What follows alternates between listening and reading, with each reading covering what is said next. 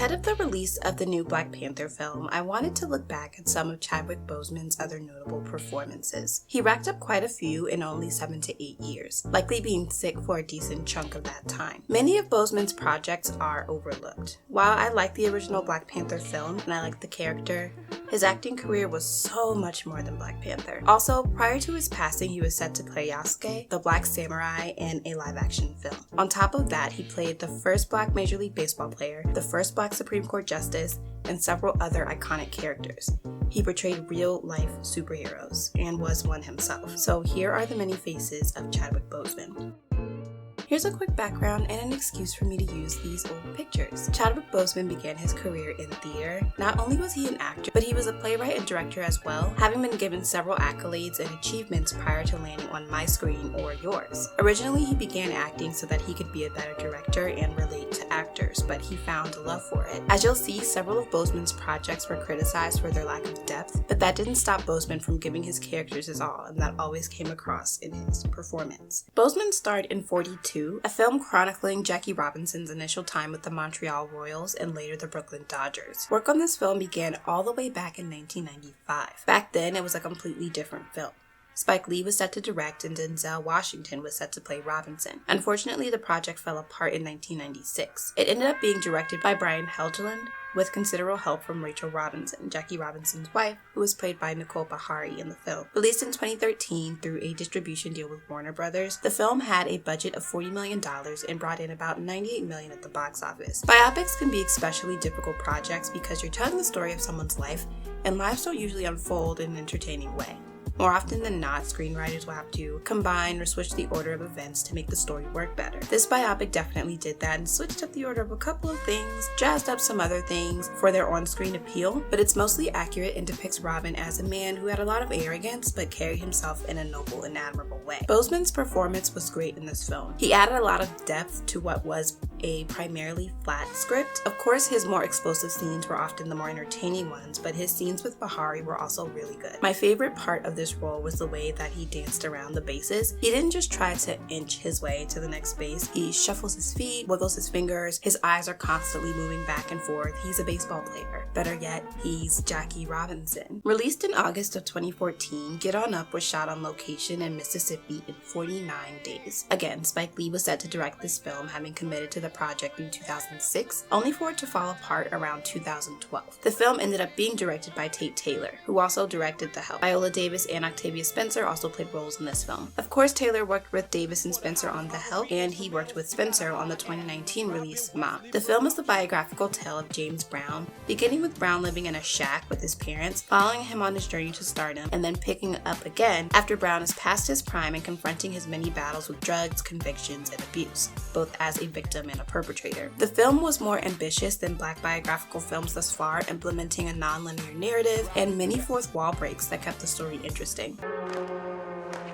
We're gonna have to take this and flip it. Boseman played the lead role of Brown, and this is one of his most underrated performances. Boseman became James Brown. I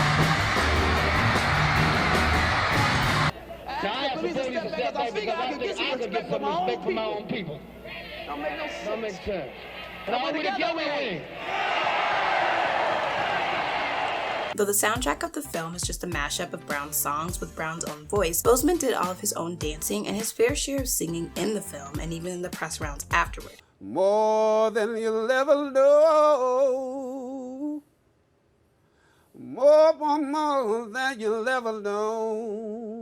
While he sings in this interview, you can see that he's a bit neurotic about it, but none of this ever comes across on screen. Also, James Brown was around 5'6", while Boseman wasn't even 6 feet. When you're a tall person, it can be difficult to make your movements look natural because they have more trouble moving fluidly and exercising control and accuracy over their dance movements. Nobody wants to go up there and look like a wet noodle. None of that awkwardness comes across here either, even though Boseman was only cast about 2 months prior to filming beginning and therefore had a limited amount of time to master the moves, the script, the voice, the walk, the gestures, the singing, the character. Ugh, so good. Many people know that Message from the King was the precursor to Black Panther, and that it was the project that helped Boseman perfect his accent work, but they may not know that this was the only film that Boseman executive produced. The film had a $10 million budget, but only made $315,000 at the box office. I didn't know about this film at all until it had been on Netflix for a couple of years, and I bet that's the case with a lot of you as well. This revenge film tells the story of Jacob King, a man from Cape Town, South Africa, who comes to the US to find his sister Bianca. He quickly learns that Bianca was involved in prostitution and drugs due to her need to pay off her husband's debts and to protect her stepson. He then proceeds to kill nearly everyone in the film. The film received criticism for the script itself and the pacing of events. The story was pretty flat, and the events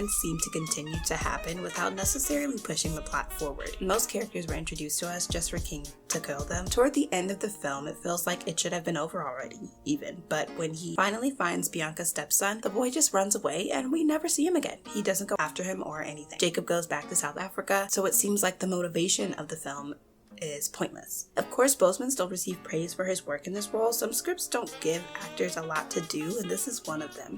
King's character doesn't change throughout the course of the film much. He already takes good care of himself, he already cares for his sister, he's confident and courageous. You could say that he sees his sister with different eyes at the end, but his character is more concerned with revenge than remembering or even mourning his sister, and that unfortunately affects how much you're able to connect with him. I'll tell you right now, this is my favorite of Boseman's characters in films. This is my comfort film. This and Without Remorse. If you want to know more about my thoughts on that, check out this video. It tells the story of the State of Connecticut v. Joseph Spell case of 1940. Spell, a black driver, was accused of rape by a white woman named Eleanor Strubing, for whom he worked, and he was appointed Thurgood Marshall as representation by the NAACP. Prior to even working on Spell's case, Marshall had to apply to be admitted to the case as out-of-state counsel, since he didn't practice law in Connecticut. Marshall is allowed to serve as out-of-state counsel, but he can't speak a word during the trial proceedings. He therefore has to leave the actual argument of the case to Sam Friedman, who is a tax attorney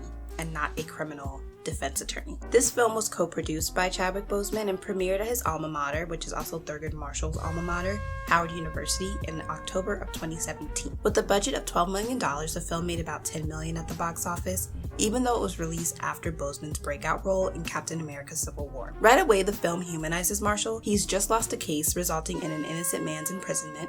He's dog-tired, and he only gets a single night to relax before he's given another train ticket and sent to Connecticut. Right away, we know exactly what he's giving up, just to be mistreated in the courtroom and in public by his racist counterparts. There's also the fact that he and his wife, who he calls Buster, were struggling to conceive, and he gets the notification of her miscarriage during the trial. Prior to accepting this role, Boseman was a little hesitant to be a part of the film, mostly because he didn't want to be just a biopic actor. Plus, he felt that he was too dark-skinned to play Marshall. You know what? I think it's the same. Acting is the same regardless. It's just, you know, you're responsible for certain things when you play a real person. And in this case, I had said I didn't want to do any more movies about real people, but the script was really, really good. I see. And I didn't want to do it also because Thurgood Marshall's a lot lighter than me. He's, you know, and I was like, I don't look like him. Oh, skin-wise. Yeah, in terms of complexion. And, you know, once I read it, I realized that really wasn't important. It's However, after some input from the director, producer, and even Thurgood Marshall Jr., he got on board with things. Consequently, a review in Vulture pointed out that Marshall's lighter skin likely opened some doors for him, but I'm not sure how much that matters to the film since it focuses on such a specific time in his life. The film was also criticized for its lack of depth and characterization, but Josh Gad and Boseman did a phenomenal job with the material they were given. guns, books, Mr. Friedman. My law library. You can hear that Boseman is speaking with more of a breathy rasp in his voice. I would even say that it sounds a bit deeper than usual, which is because he studied the way that Marshall spoke while prepping for the role. The emphasis on his voice is made even greater by the fact that he can't speak during many of the film's scenes. He also lost a considerable amount of weight in order to be more wiry like Marshall would have been at the time. In interviews, Boseman came across as a playful and fun-loving person. This was corroborated by those that worked with him, and he really gets a chance to show that more in this film, more than any of his other films, I would say. Namely his scene with, Juicy Smollett as Langston Hughes. The script emphasizes that Marshall was incredibly witty and funny, something that helped him in and out of the courtroom. Not only was he able to outthink those on opposing counsel, he could laugh at them afterward.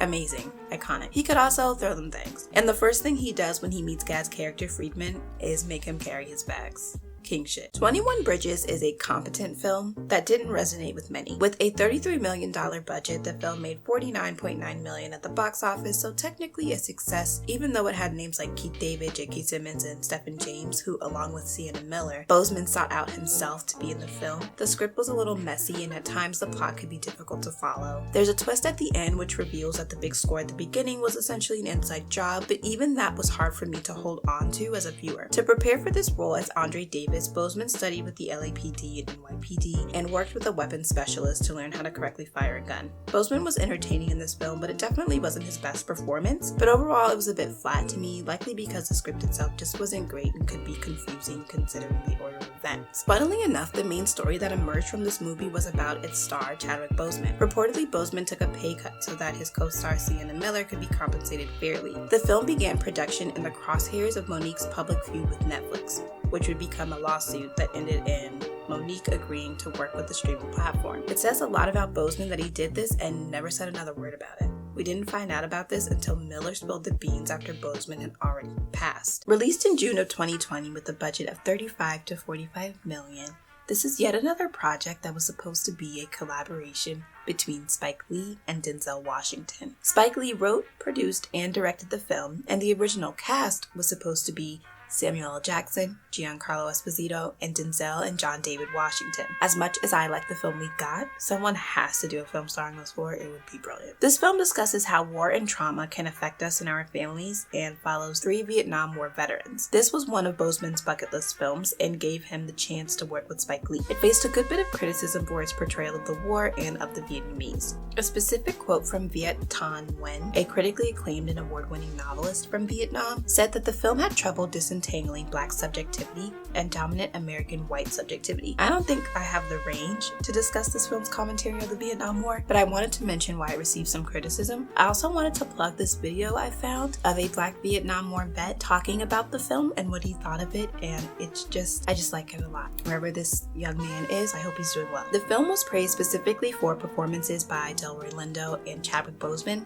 Boseman played the enigmatic Stormin' Norman Earl Holloway, who was the leader of their squad, the Five Bloods. The goal of the film is to find Norman's remains and the treasure that he helped them hide during the war. Since Boseman's character was killed during the war, he only appears in flashbacks and in one scene where Lindo's character has a vision of him. This was the final film released prior to Boseman's death, actually about a month and a half prior. It's hard to go back and watch The Five Bloods when you know it's coming, but it's a great performance.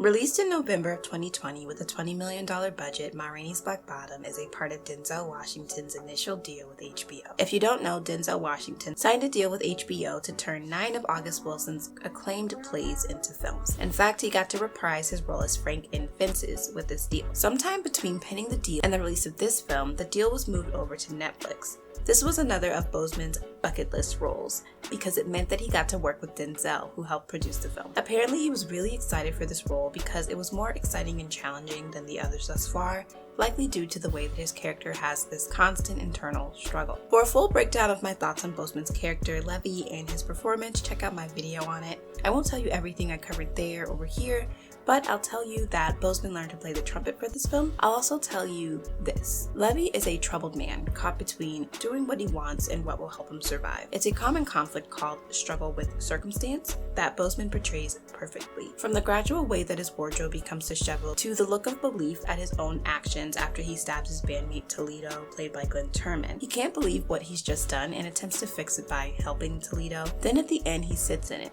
He sits with it, confronting the circumstances that he had been avoiding the entire film. The room that Levy is trying to break into is representative of several things, one of them being the prison he will inevitably sit in for committing murder. The locked door represents a number of things, including his talent, his charisma, his knowledge, his relationships, his past, all of the things that were keeping him from ruining his own life. Due to Levy's refusal to deal with his own inner demons, he gives himself nothing else to do but sit in jail and wrestle with them. With this film, Black Panther and Five Bloods, and all the other films Boseman has starred in, it's easy to talk about the character and Boseman separately because he brings them to life so well. This film in particular makes it feel like Levy is going to jump off of the screen, or that you'll go outside and see him lingering on a street corner. He really feels like a real person. Moreover, this film brings things full circle. I'll explain what I mean. In 42, which was Boseman's first leading film role, there was the small part of young Ed Charles, played by Dusan Brown. He interacts with Robinson once in the film, goes to see him play baseball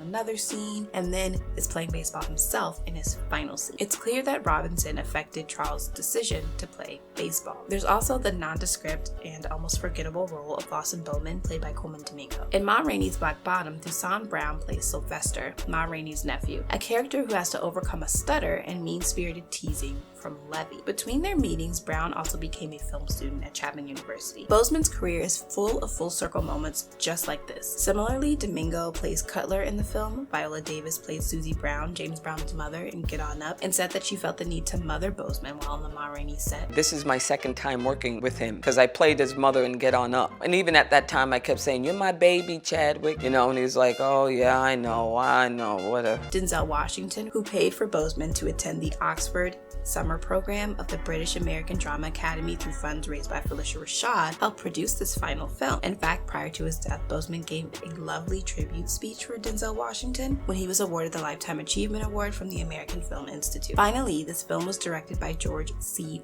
Wolfe, a playwright whose plays Boseman had directed during his time as a Drama League Fellow prior to getting on-screen roles. I wanted to end this video with a quote from Justin Chang's LA Times review of Ma Rainey's Black Bottom. "Levy is lean and agile. His pinstripe suit seems to hang off him as he dances and whirls, but he's also larger than life. And Boseman, crossing into that zone where acting becomes an act of possession, unleashes the kind of intensely physical grab you by the lapels performance that the screen can hardly contain. Levy sets out to refute that cruel fate, only to rush headlong into another.